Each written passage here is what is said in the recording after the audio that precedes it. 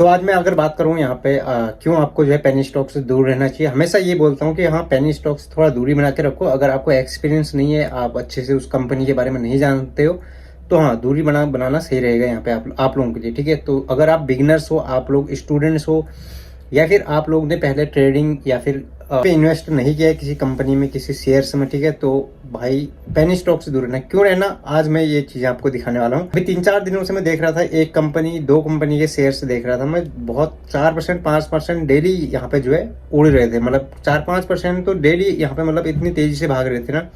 हाँ, बहुत से लोगों ने रिटर्न भी बनाए उसमें, जिन लोगों ने टाइम पे इन्वेस्ट किया वहाँ पे, और अपना जो है बेच के साइड में निकल गए। लेकिन आज उसकी हालत क्या है पता है आप लोगों को? अब देखो अब ये देखो आप लोग, मैं जो दिखा रहा हूँ आपको, ये हाल हो गया है दोनों ही स्टॉक्स का। ठीक है, मैं उस स्टॉक्स का नाम वगैरह नहीं दिखा रहा यहाँ पे। वैसे अगर हाल ही में आप लोगों ने यहाँ पे इन्वेस्ट किया था किसी पेनी स्टॉक, तो दो ये स्टॉक आप लोगों को याद जरूर होंगे। आप लोगों ने शायद से, क्या पता आप लोगों ने भी इन पे किया होगा।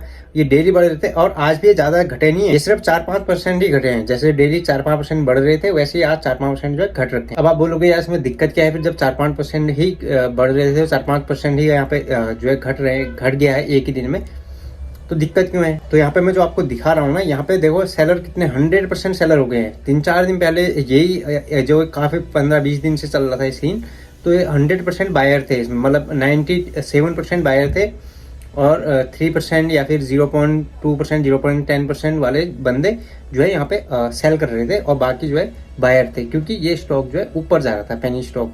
अभी जैसे ही नीचे आता है, अब मान लो आप लोगों ने 10 दिन पहले इसमें जो है इन्वेस्ट किया था, मैं इतना भी बता देता हूँ, इसने एक महीने में करीब 75 से 80% आपको जो है रिटर्न दिए हैं। ठीक, तो मान लो आपने 10 दिन 15 दिन पहले इसमें इन्वेस्ट किया था, या फिर आपने 4 दिन पहले किया था, आपका प्रॉफिट कई गुना जो है यहाँ पे 20%, 30%, 40% जो है बढ़ रखा है, या फिर उतना प्रॉफिट है। और आज जो है ये 4% गिरा है। लेकिन अब आप करोगे क्या? पर 4% भी गिरा है तो करोगे क्या? यहाँ पे बिकेगा ही नहीं ना। 4% या 10% नीचे बेचो, 20% नीचे बेचो, कोई लेगा ही नहीं, कोई स्टॉक ही लेने वाला नहीं है। तो पेनी स्टॉक्स में यही दिक्कत है। कई बार है ये टेम्परेरी हो सकता है, और कई बार ये पंप एंड डंप वाली सिचुएशन हो सकती है। ठीक है, तो इससे रिलेटेड काफी, मैं नहीं कह रहा कि स्कैम है अभी के टाइम पे, या फिर क्या है क्या नहीं है, उसके लिए नहीं कह रहा। लेकिन हाँ, कई बार ये स्कैम भी होता है। जैसे अभी अरशद वारसी वाला आपने केस सुना होगा, उनको जो है सेबी ने बैन कर रखा है। तो बस मेरा तो यही कहना है कि यार कभी भी यह पंप एंड डंप वाले सीन में मत घुसो कभी भी। ठीक है, पेनी स्टॉक से थोड़ा दूरी बनाए रखो जब आपको कुछ उस बारे में नॉलेज ना हो, खासकर बिगिनर्स लोग। ठीक है, तो यहाँ पे चाहे बिगिनर्स हो चाहे कोई भी हो, तो पेनी स्टॉक से जितना दूरी बना सकते हो उतना सही है। मैं ये नहीं कह रहा कि इसमें पैसे नहीं आते या फिर पैसे नहीं बनते, भाई बहुत तगड़े बनते हैं जो पेनी स्टॉक बनते हैं, बहुत तगड़े बनते हैं। बट बात वही है ना, जैसे आप पेनी स्टॉक में बनते हैं वैसे आपका जो है फिर टाइम भी नहीं लगता है। अगर ऐसा कुछ होता है तो टाइम भी नहीं लगता है। फिर भाई साहब वो कब 10 रुपए से 0.1 0.10 में आ जाए। और बात इसकी गिरने की नहीं है। ठीक है, ये जब शेयर गिरता है तब उसकी दिक्कत नहीं आती, लेकिन बायर ही खत्म हो जाते हैं। जब बायर ही नहीं रहेंगे तो फिर करोगे क्या? उस शेयर होल्ड करके क्या करोगे आप लोग? फिर उसकी धीरे धीरे करके नीचे गिरता जाएगा, फिर क्या करोगे? फिर तो कुछ भी नहीं हो सकता वहाँ पे। तो ये सीन है, तो गिरने की दिक्कत नहीं है। देखो कोई भी स्टॉक्स पे आप लोग पैसा लगा, मिड कैप कंपनी में या फिर लार्ज कैप कंपनी में, तो बहुत सारी ऐसा कोई दिक्कत नहीं है। बट लेकिन जो पेनी स्टॉक्स है ना, तो इनसे थोड़ा बच के रहना चाहिए आप लोगों को मेरे हिसाब से। या फिर आपको जो है ना के बराबर, ठीक है ना, और जो है कंपनी के फंडामेंटल सारी चीजें आपको रिसर्च करके ही लगाना चाहिए।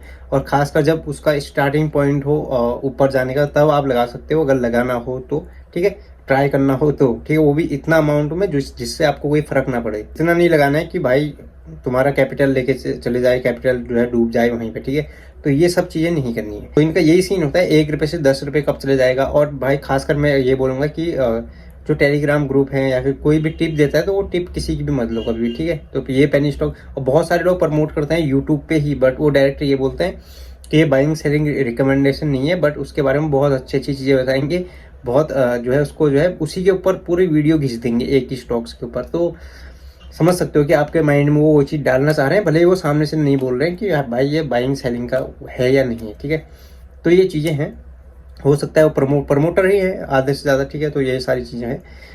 बस यही रहता है भाई, 1 रुपये से 10 रुपये तक प्राइस लेके जाते हैं। जब उसमें इन्वेस्टर जब दबा के लोग वहाँ पे शेयर्स बाई कर लेते हैं, उसके बाद जो है एकदम से जो है फिर बड़े लोग जो है, बड़े ऑपरेटर्स यहाँ पे जो है बेच के निकाल देते हैं, साइड हो जाते हैं। ये क्या यार आज की वीडियो में कमेंट करके बताना आप लोग जो है क्या आप लोगों ने भी पेनी स्टॉक्स कभी खरीदा था या फिर कभी इस जाल में आप लोग कभी फंसे हो कमेंट करके बताओ, और हाँ वीडियो लाइक कर देना, बाकी सब्सक्राइब भी कर देना, और मिलता हूँ कुछ जल्दी ही नेक्स्ट वीडियो में। तब तक के लिए टेक केयर गाइस।